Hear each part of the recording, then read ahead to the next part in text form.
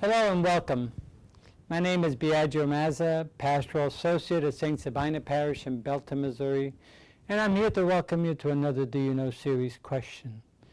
Today's Do You Know series question is, do you know why God chose to become human in the person of Jesus? In order to explore this, it's important to remember that when we celebrate the birth of Jesus, we are actually celebrating his incarnation.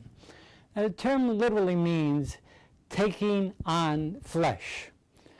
So at December the 25th, at Christmas, we celebrate our God becoming human, fully human, like you and I, 100% human.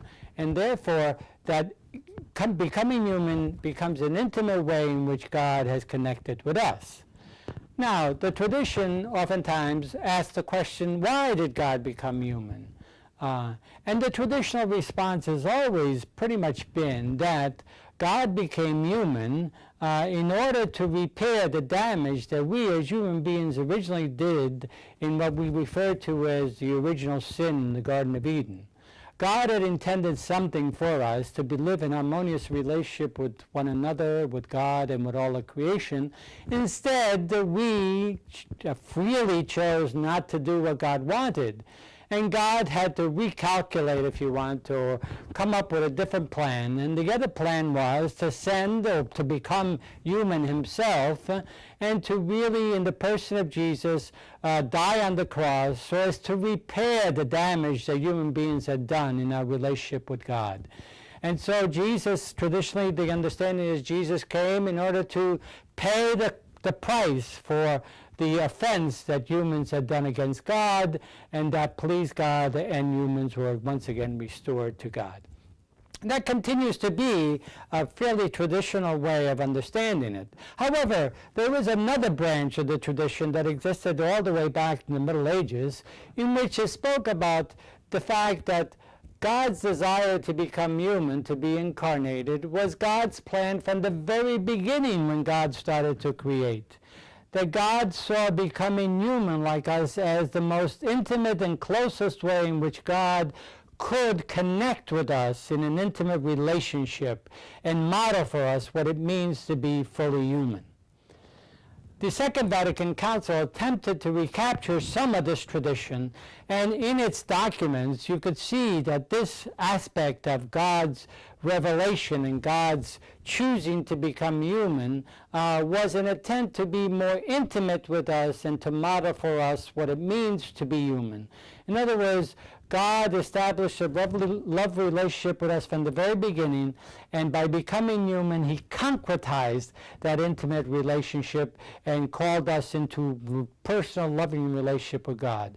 I would like to quote to you a brief quote from the Vatican II document on the divine revelation, called in Latin Dei Verbum. It speaks about God's revelation and what God intended by becoming human. And this is the quote. This is from Dei Verbum number 2. It says, "It pleased God in his goodness and wisdom to reveal himself and to make known the mystery of his will, which was that people can draw near to the Father through Christ, the Word made flesh, in the Holy Spirit, and thus become sharers in the divine nature. By this revelation, then, the invisible God, from the fullness of his love, addresses men and women as his friends and lives among them in order to invite and receive them into his company." And so we can see that by becoming human, God, in the person of Jesus, truly transforms us as human beings in that, first of all, the intimacy of the relationship is strengthened and concretized. We can now see what it means to be fully human because Jesus models this for us and invites us to live that kind of lifestyle.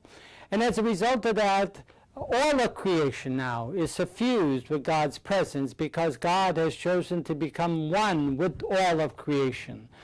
One of the most important implications of all this is that All of creation now has the potential of speaking to us about God and of drawing us closer in intimate relationship with God. And as a result also, all of creation, all of the human family and all of creation has to be treated the way Jesus treated all of us, with respect, love, dignity, and self-worth, with justice, so that we, like Jesus, who came to be one of us and call us into an intimate relationship, we who claim to be in relationship with God have to follow through and live the same lifestyle and the same values that Jesus did, and treat all of creation, all of life, as worth human dignity, worth justice, love, all the compassion that one can give in trying to reach out to all of our fellow brothers and sisters and to all of creation, simply because it is God has called us all into intimate and deep relationship. I would just like to end with a brief quote from the Vatican II Pastoral Constitution on the Church in the Modern World, where it calls to us what God becoming human invites us and challenges us to do. It says that the joys and hopes, the griefs and the anguish of the people of our time, especially of those who are poor or afflicted, are the joys and hopes, the griefs and the anguish of the followers of Christ as well. Nothing that is genuinely human fails to find an echo in their hearts.